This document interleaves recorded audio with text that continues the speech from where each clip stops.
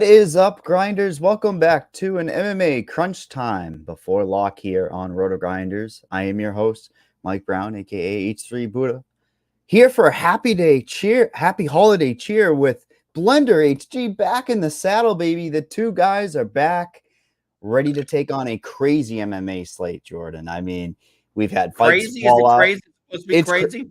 It should have been 14 fights. Crazy. Should have been 14 fights. What the hell? That's the problem. They said we can't have nice things on this holiday. We've been bad boys. Well, there's a month without UFC. Why can't they just add more? Just pile it in. Make it be one of those old school college football slates with 56 games. Let's just add them all in. Let's do it.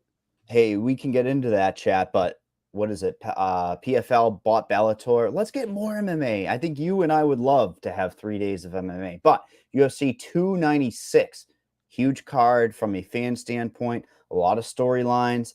Let's talk about the fantasy relevance, Blender. All of the ownership on the 2 5-round fights. We know that. It's going to be piled in that range. How are you going to be overall thinking about this slate, and how crazy is too crazy? Let's start with it.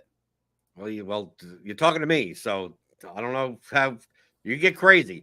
To be clear, I am playing the 555 tonight only. Okay, I was originally planning on playing the large field contest if it was a 14 fight slate, but I won 3 555 tickets from NHL. I've been winning these overlaid satellites in NHL, so I'm going to use those. Typically, I would play one lineup in the 555. And hand build that one and then build 50, 60 large field. So I'm only focused on the 555. And I think on this slate specifically, the difference of how you would build for that type of contest, a smaller field contest and a larger field contest, is dramatic. Shavkat Rakhmonov, we'll talk about, the two main events. Well, we could touch on those, but the first thing on this slate is that Rakhmonov is 9,700, minus 600 favorite against Stephen Thompson.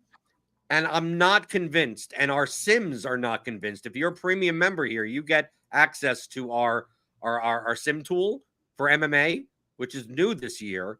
And using our projections and our ownership, we run, 10,000 simulations.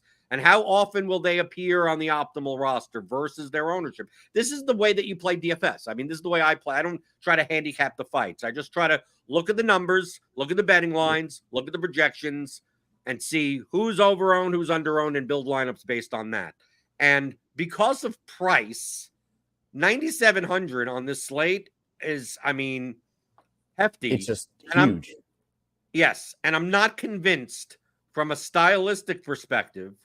I think Rakhmonov wins, but I'm not sure he's someone that's going to put up 130 points. I think it ends at this fight could go multiple rounds. I mean, it's Wonderboy Thompson. Wonderboy. He karate. He keeps distance. It's not like if he's not going to have a Jeff Neal that's more than willing to go for it. He's going to have a guy that wants to slow the pace of the fight down. Right. But the point that I'm making with the contest size is going to be different. So in the 555, I already made my 3 lineups. 2 of them have Rakhmonov in it. Even though I'm saying that, based on our sim tool especially, he's one of the most over-owned fighters on the slate in comparison to what percentage of the time he appears in the optimal lineup. Now, the field size matters. Why? Because if you're playing the large field contest, you're kind of aiming for the optimal lineup. I mean, you're looking at a 12-fight slate. You try to avoid duplication and trying to find that nut lineup, the best possible one that you could make. In the 300 entry field contest, dude, I've won the 555 with a losing fighter before, right? I've been second with a winner that puts up 58 points. So I don't need the optimal lineup. If there was the chance of Rakhmonov putting up 90 plus points on this slate is absurdly high that I think we have enough. The fights on this slate, the context, as I used to always go over it, is that when the spreads are wide, you typically want to spend more of your salary and less underdogs are likely to win. When the spreads are small, that means, these 48 lineups and these multiple underdog lineups have better shot. And we have a slate that's like that. Outside of pretty much Rachmaninoff and maybe Pimblett, maybe Jacoby. Like, maybe. I mean, even Jacoby, we have at minus 269, which is a 73% win probability. Like, we don't have like multiple minus 500 fighters. So I think that we have tons of live underdogs. So for the 555, let me take my Rachmaninoff 97. Let me Play get my whoever win you there. want. We're I can playing find whoever we wins want. We're playing the ghost of Tony Ferguson. You know, No, I'm like not I playing mean, him. I was Trust gonna- me, I'm not playing. I'm playing wacky people, but I'm not playing Tony. I don't. Is he live? I mean, Tony Ferguson's live at any point, but I mean, he's also kind of washed. So yeah. I don't know Well, about that. I mean, so I it's don't. not play He's not whoever in one you of my want. lineups, but I think in this range, I think on the expert survey, was it you, Mike, or someone did that? They're like multiple people between like 7,100 and 7,900, like multiple winners in there. And I kind of agree with. And I'm just kind of maybe choosing some people that other people aren't.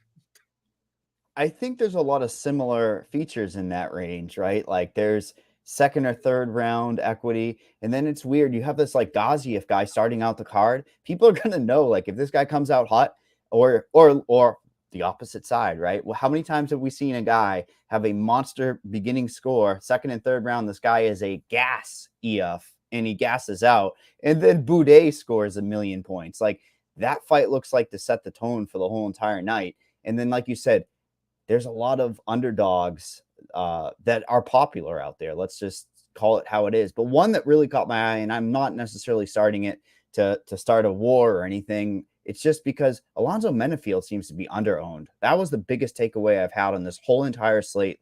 And I think people like us know what he can do in a first round. If, the upside is there, and you're getting him at what, 12, 16% owned. I hope he's that percentage owned. We have Mr. Burns hands are out early and often here, guys. Make sure you guys are telling your friends to get into this stream, smashing the like button wherever you're watching. But I like you and I are on the same page early here. But you also have to give credit to Menafield.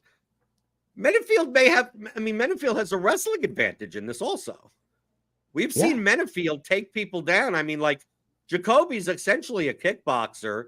Like, I think if it stays at distance and it's a slower pace, I mean, Jacoby wins. I mean, Jacoby would just piece him up, and that's the end of it. But like Menafield has big punches, and I mean, I'm not saying Menafield's a good wrestler, but The only problem is if they get glued to the cage. If they get glued to the cage, you're going to be like, why did I play this? But you have to know you're playing for a ceiling. You're playing for a finish, right? You need Menafield to go out there like a bat out of hell and get him out of there early. And listen, Dustin Jacoby is getting long in the tooth himself. And, I mean, he's been getting finishes early in his fights, which is rare for him. Usually he's kind of a kickboxing decision guy. So I kind of like that. That was the biggest takeaway. How is this guy on such a smaller slate, not the biggest slate in the world, only 16% owned in a higher weight class, which we talk about? Sometimes the pace isn't there, but that means the finish equity goes up. And what's your second thing? Is it your first thing is how you're going to handle the first main event and the co-main event, right? Like that's how you decide your lineups. And Mike, between the two main events, the 2 5-round fights, I believe that the winner of the Pantoja Royval fight is optimal. I agree. Whoever 100%. wins that fight is optimal. And I think if Covington wins, he's optimal. I think Leon Edwards is the one that he could win and not be. I mean, because the problem with these 5-rounders is that the price dictates that these guys don't have to score 125 points. Yep. It's an 8,600, 7,600 fight and an 8,200, $8,000 fight. It's just that the styles of these fighters is that if Covington wins, it's because of takedowns.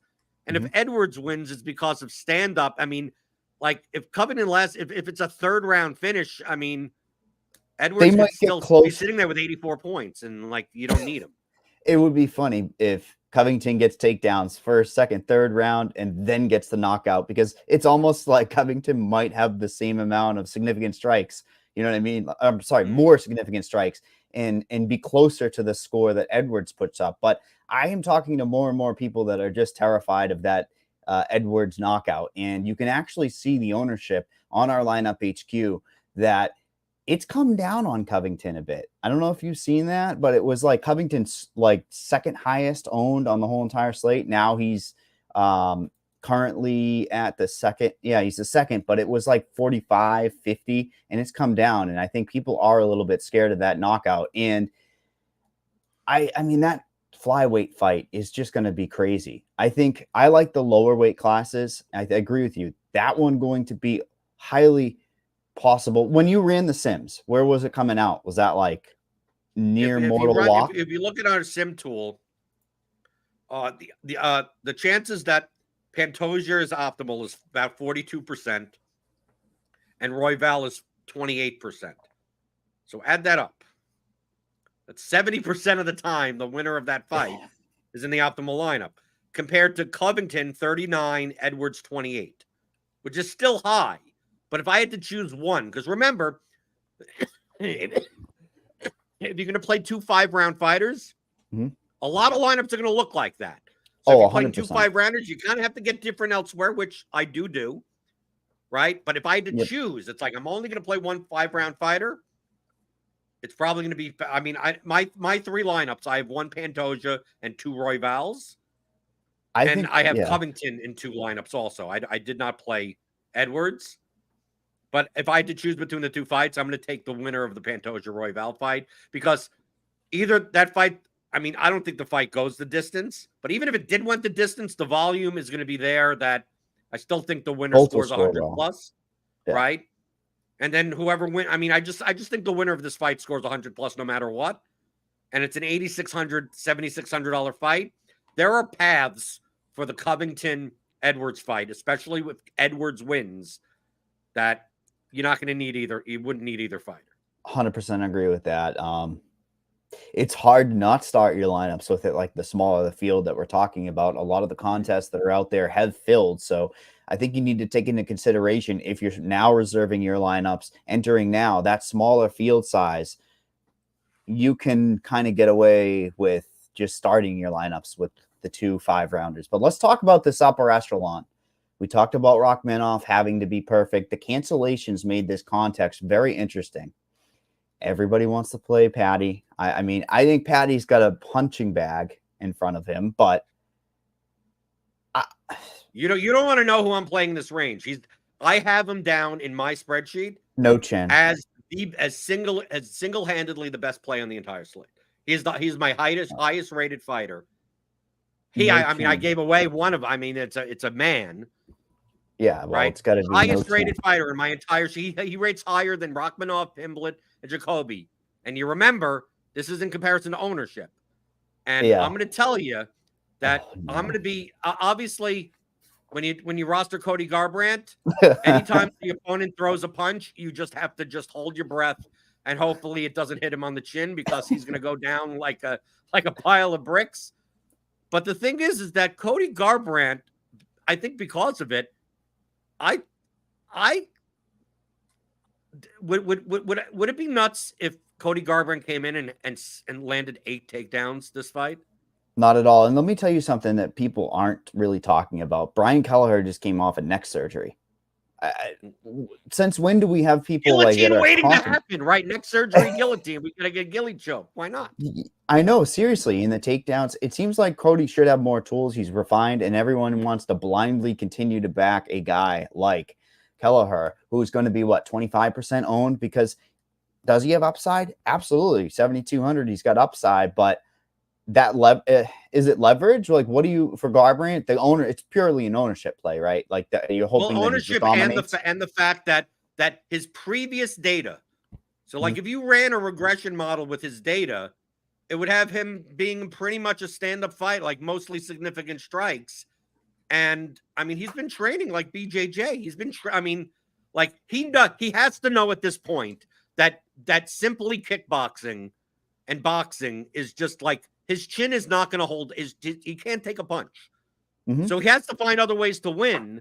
And especially against someone like Brian Kelleher, like dude, if I worry about a kickboxing, he should be fine. I worry about the pace, but if it's going to go 3 rounds in that fight, rather, I'd have to lean Garbrandt, more tools, like you said. He went for takedowns against Trevin Jones last time, and he had to because Trevin like almost got him out of there. Like it really liked that play, but I just I like will the say, ownership versus the upside for that price, especially when you have Rachmaninoff at 9,700. He has to score 1 million to be optimal. You have Pimblett there, and I think like Pimblett's kind of like 5 minutes. Like either he's like no, quick win bonus. no.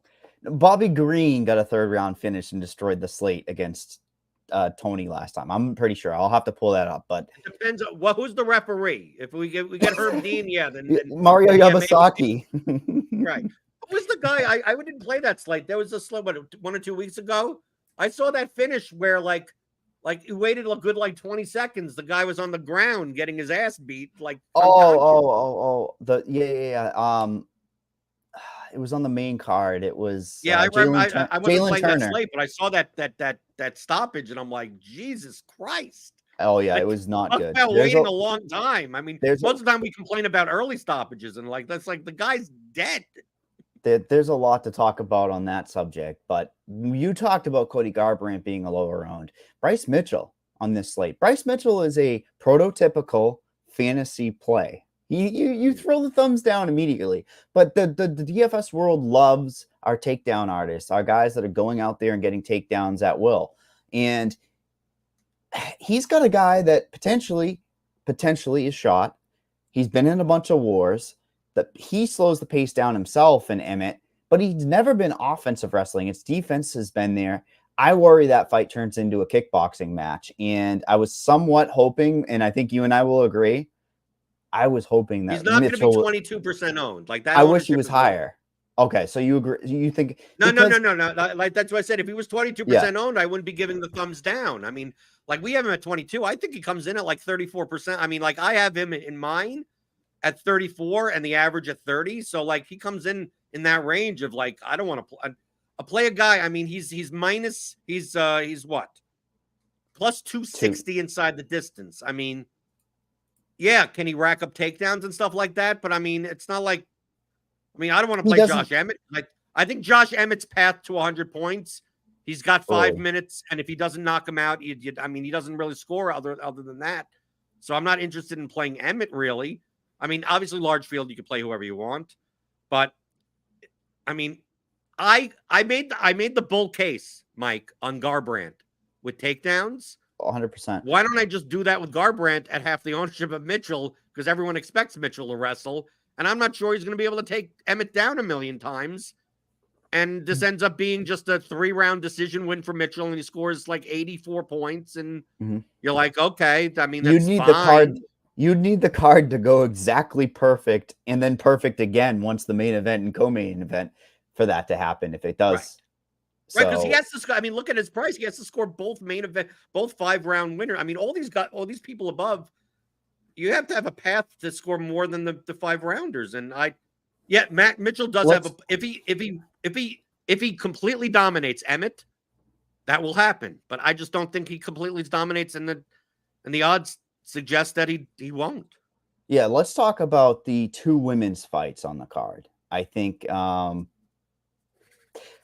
Burns' hands coming out. I think Mr. Burns' hands are coming out for an interesting take. I wish I had your survey. It would have been something about women's fights on this slate because, listen, Irene Aldana and Rosa. Well, here's the problem. I want to fade that Rosa fight, and then I want Aldana to score like 65 points. That would be what I would like to happen. But Rosa's going to be hopefully going for takedowns. And then you look at that Casey O'Neill, fantasy goddess. But isn't regression about to happen? Uh-oh. This is the point where everyone turns out. This goes, okay, this Our guy numbers are falling off. Let me get the ad read in quick. Fall off. Carosa is going to be chalk. I mean, we have him at her at 26%. I think she ends up being higher than 30%. If you know Carosa, her old school scoring with the volume striking, 1 million. If the UFC stats has their way, she could score 17 trillion points tonight. And then we have Casey O'Neill, who, if you go back in the past, she would typically 6 takedowns, 12 minutes of control time. I don't think these fights aren't one way. These fights are close.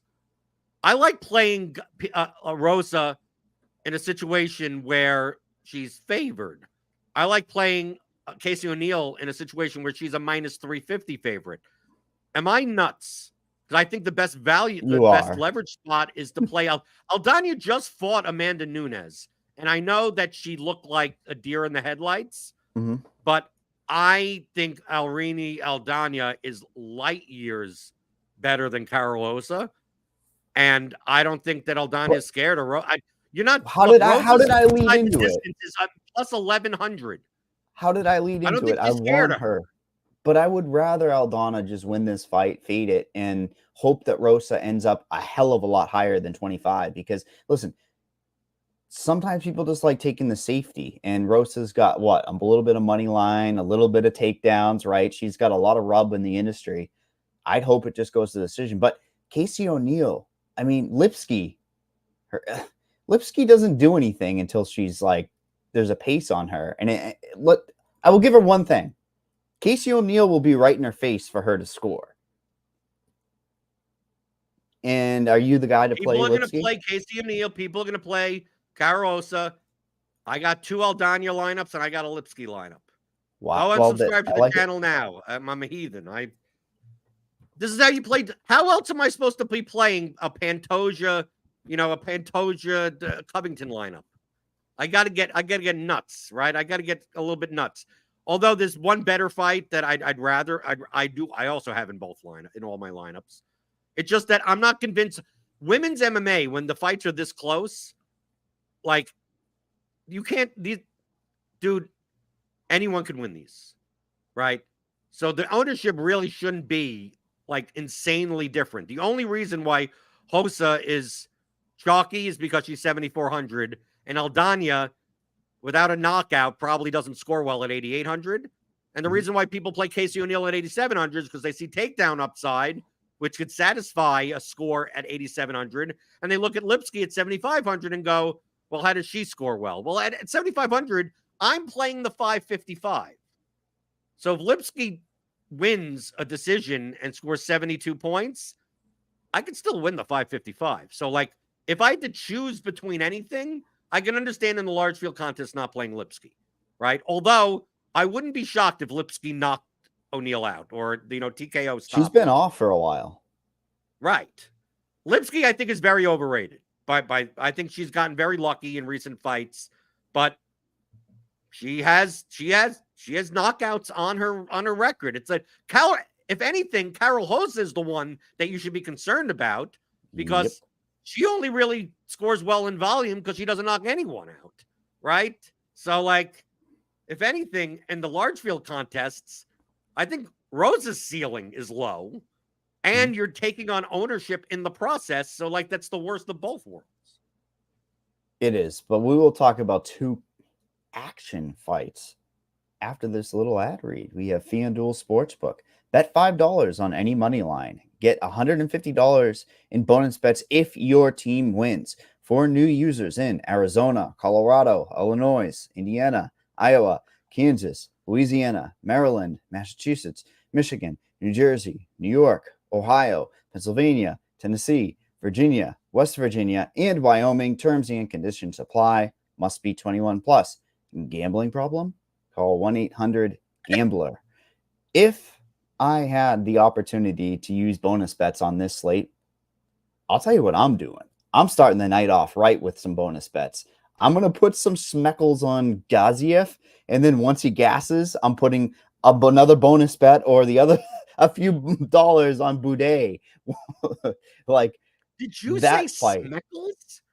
Yeah. What is Shekels. that? It's shekels. Smeckles. A smeckle is your penis. Shekels are money. Hey, listen. You want to put some penises I've had on some these eggnog.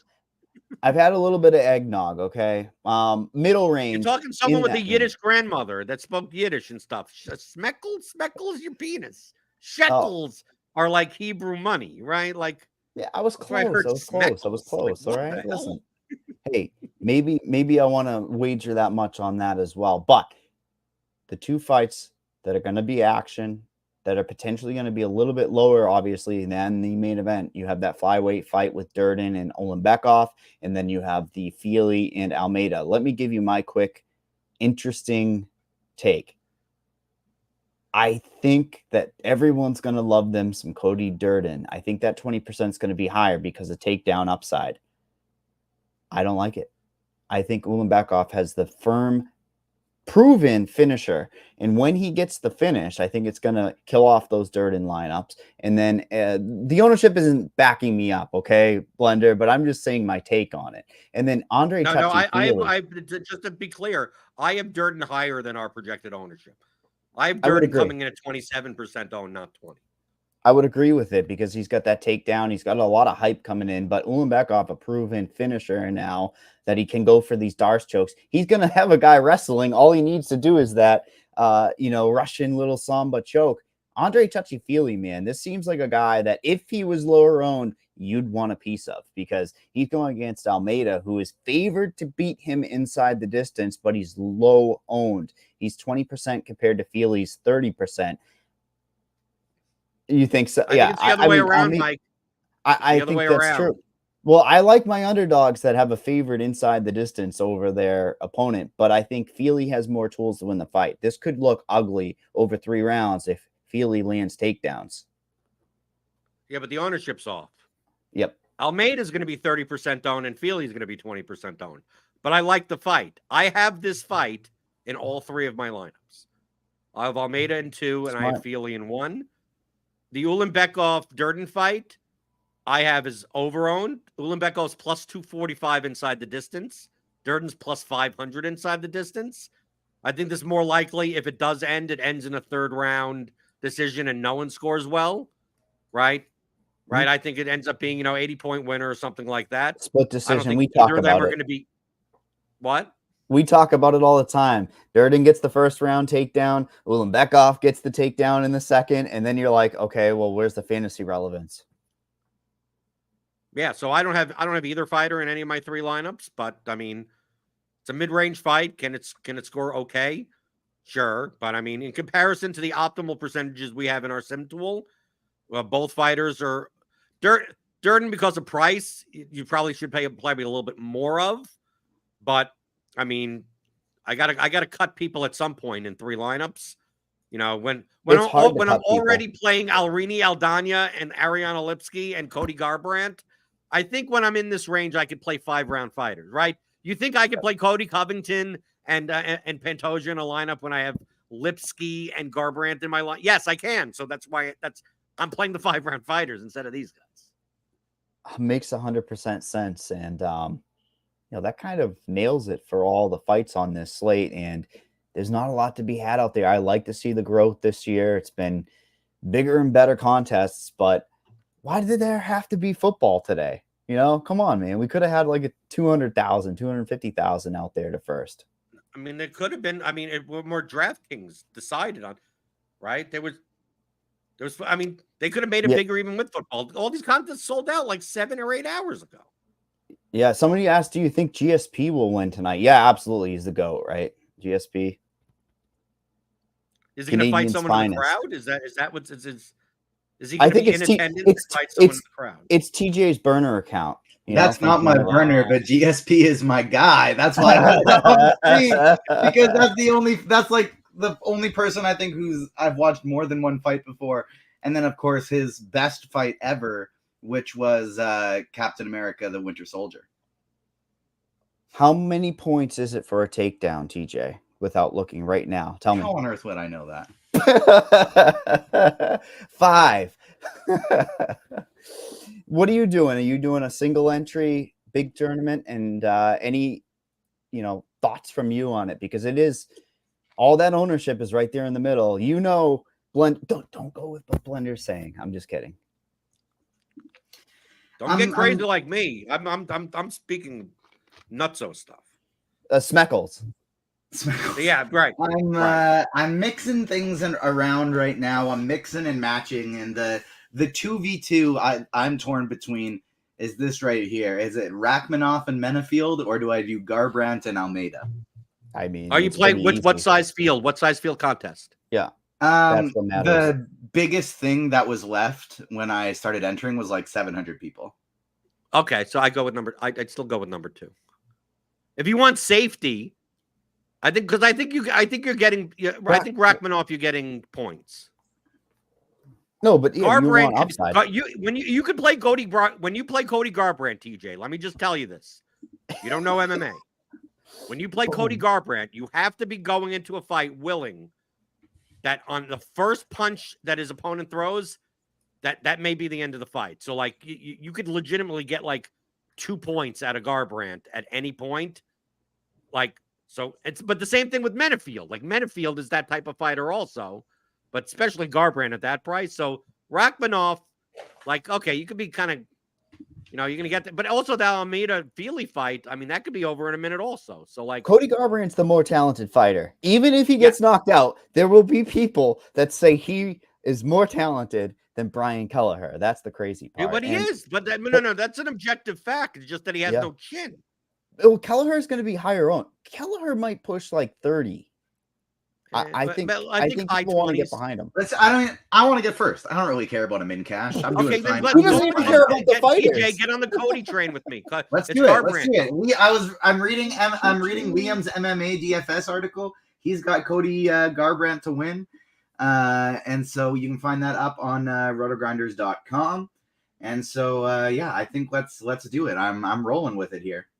Absolutely. Tell Steve and Devin in production to clip this part out of the past like 15 seconds to post after Cody Garbrandt gets knocked down in 16 seconds. Hey, we have a huge break now coming up, so you study up on the MMA. I'll have to hit you in the next new year here, TJ, with what the scoring is. Blender, I'm not gonna know. That's fine. TJ, right now, I'm not gonna look into it. How many points do you get on DraftKings for defending a takedown? Good question. I made like $70,000 in NFL this year, and I couldn't even tell you what the bonuses are for like 100 yards and stuff over there. I admire it. It's you know why? It's because he has that Canadian tax-free money up there. That's why. Do we have to convert the points into Canadian also? So, like, if it's 5 points for a takedown in the United States, why do you think it's so hard for me to figure it out all the time? Guys, I think we're good here. TJ, you're going to go into NBA next, I believe. Yes, we got NBA Crunch Time with myself, Tim, and Taylor Smith starting in 15 minutes from now. So tune in for that one as well. We got NBA and then still lots of more good content tonight with NBA, NHL, and another NFL game. And then we got the block, of NFL shows starting tomorrow morning at 9:30 Eastern. It's the best time of the year, a little playoff push football. And for the UFC 296 card, we're out of here.